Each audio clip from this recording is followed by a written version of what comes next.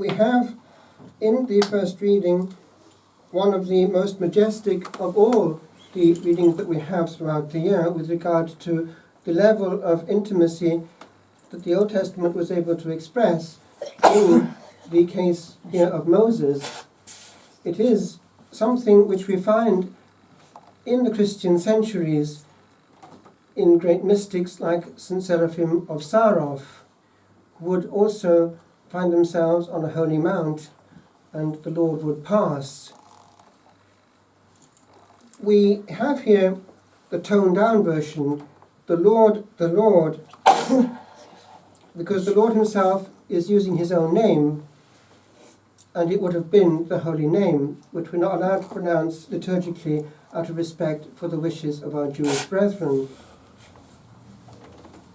Already then we're handling essential being, because that name contains the word to be, the great I am.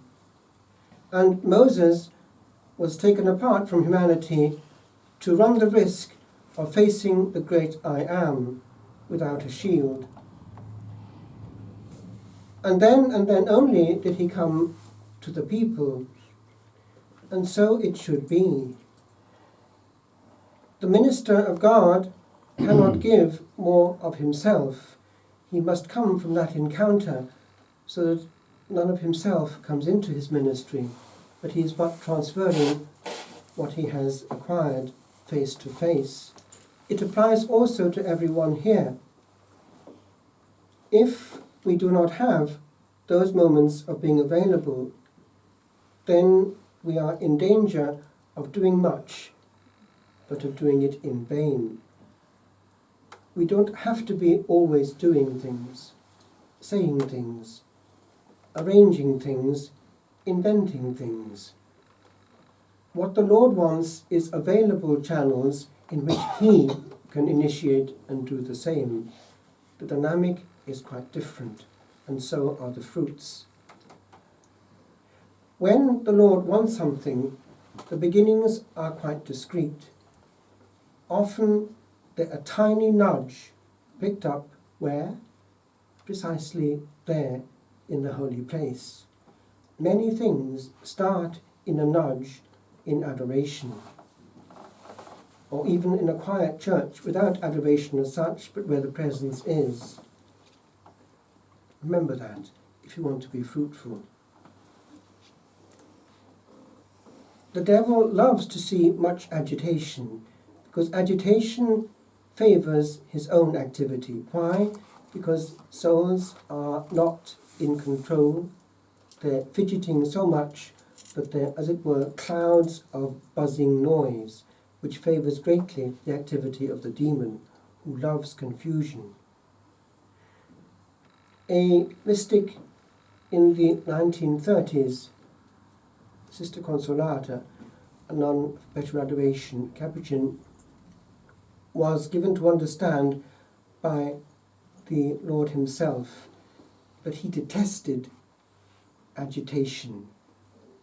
And he gave her personally a whole program in which he would be able to be in total command of her soul by getting rid of agitation and all that obstructed his voice. And that was quite concrete, because agitation is on every level of the being. Its manifestation in words, gestures, and activity, overactivity, is but the tip of the iceberg. If one is exposed at length to the Lord in that holy mount, then bit by bit, that's the mode. Because we're anchored in the unchanging peace of the Blessed Trinity, which is not changed by what goes on earth.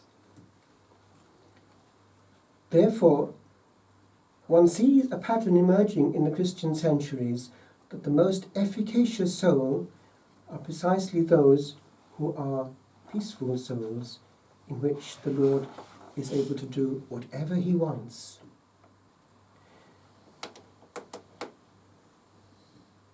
We have great examples of people who were amongst the great, even on the human level, as regards the influence they had, for instance, in preaching. But look under their skin, go into their private life. What will you find? Usually a constant emerges. In Italy, I was ordained in the Cathedral of Siena.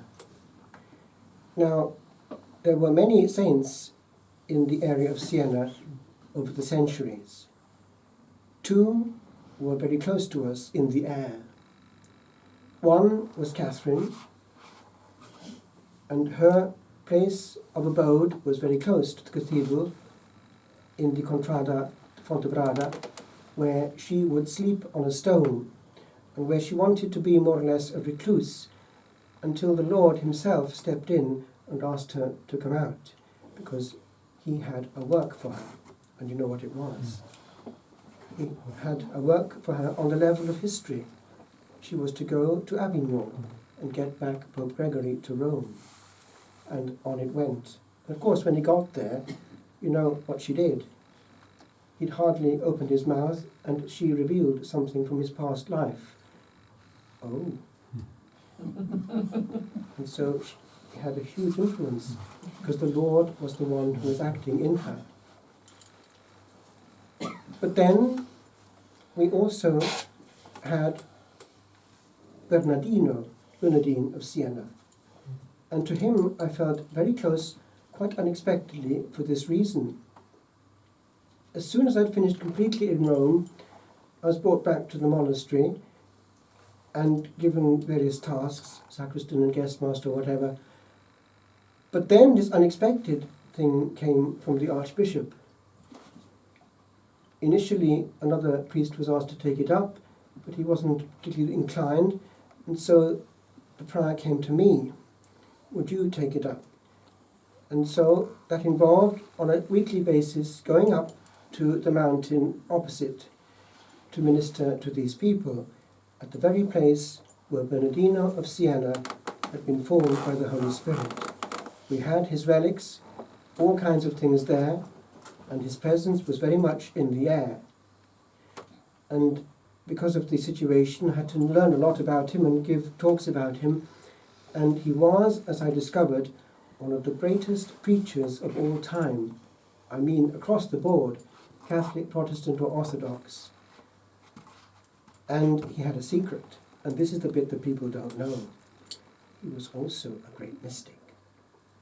Unfortunately, we'll never know the details, because the one who knew it all, Brother Vincent, who travelled with him on the same donkey up and down Italy, knew what happened, knew the inside story, but knew also that he had sworn to his master never to say a thing.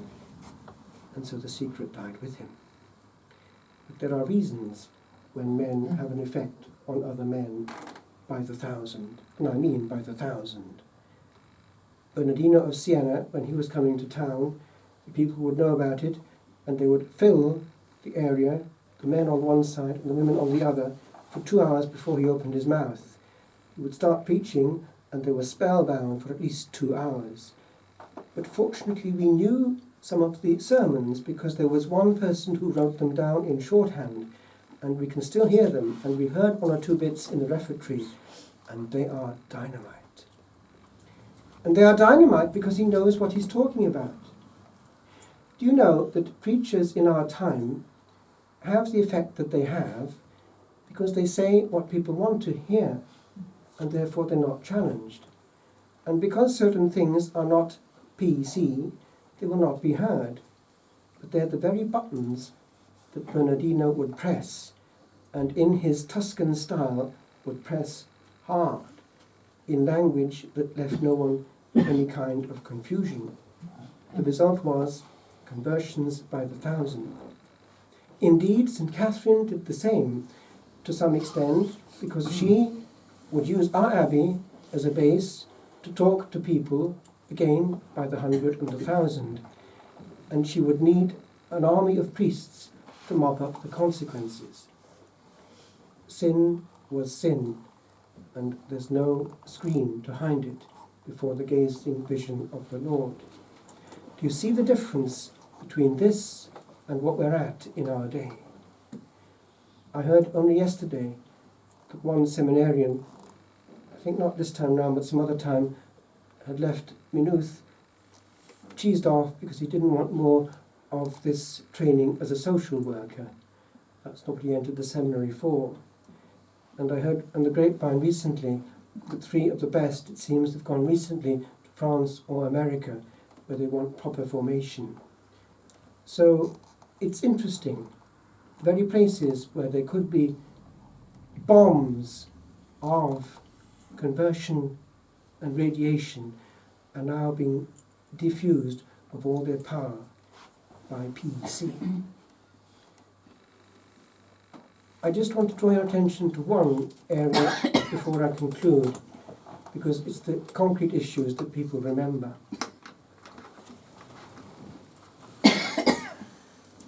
It's the way in which the demon has conquered the youth. One of the reasons why preaching now has to be short and entertaining is that we're competing with the mentality of being entertained, even in church. Now, we can't compete because we're not meant to. But there's more to it than that. The centre of interest of the youth today is massively in a campus where the other guy is reigning. If you look at the proportion of time of the average young person today in the recreational field, it is going into areas that are infested by demons. I want to address only one issue because it's enough for one session. It's the question of dancing with demons. Music. Music has changed in its nature since most of us were growing up. In the 60s, there was already an evolution taking place under the influence of America initially. There were great names like Elvis Presley, who gave a mode initially to Cliff Richard, but he actually remained clean because he had a religious experience. But then we had, as we know, the great phenomenon that came from the Merseyside. It was a place where unemployment was very high and where these young groups could practice in the time they had because they weren't working, and produced in one area a large number of groups, some of which made history, who initially started with good music on the level of the techniques involved and the poetry composed, say what you like, initially, but then were influenced by other forces and became, without realizing it, role models for millions and millions of young people, drawing after them new styles of living which were precisely demon-infested drugs. Now, the devil is extremely clever and knows exactly how to attack. Indeed, it has come out in exorcism that the ranks of Satan are far more organized than our own and are never sleeping. And because of the supreme intelligence to which they are obedient, I mean old Nick himself, Lucifer, there is a perfect army acting in perfect obedience, delighting in our disobedience, delighting in our waste of time and energy, delighting in our fidgeting, which cancels God from the equation.